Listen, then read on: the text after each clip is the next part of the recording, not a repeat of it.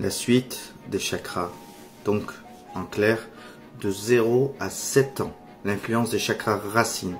C'est le premier chakra, c'est la peur. De 0 à 7 ans, le sentiment principal qui influence l'enfant est la peur. Il sort du ventre de sa mère, dans lequel il était à l'abri, dans un petit cocon douillet, pour découvrir un nouvel univers dans lequel il doit survivre, s'affirmer et faire face à l'inconnu. Tout est nouveau, tout est plus grand, tout semble plus dangereux. Il est évident que le rôle des parents est primordial pour l'enfant qui puisse s'adapter à ce nouveau monde. De 7 à 14 ans, c'est l'influence du chakra sacré.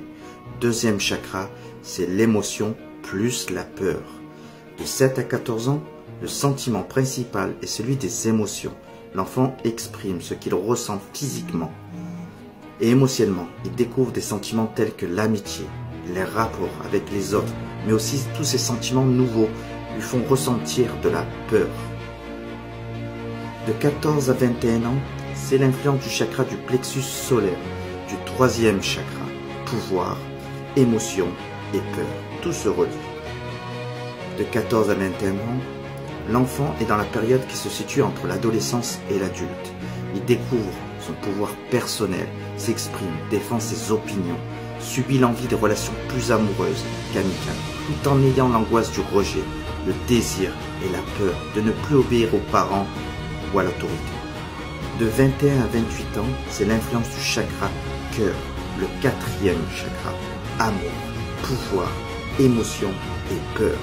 De 21 ans à 28 ans, la personne commence à s'attacher davantage d'importance à ses sentiments amoureux et à tous ceux qui désordent, à se sentir en harmonie avec la vie, à éprouver le besoin de trouver une partenaire ou un partenaire pour partager son ressenti, tout en ayant peur aussi bien de s'engager pour la vie et de rester seul. De 28 à 35 ans, c'est l'influence du chakra de la gorge, cinquième chakra, communication, amour, pouvoir, émotion et peur.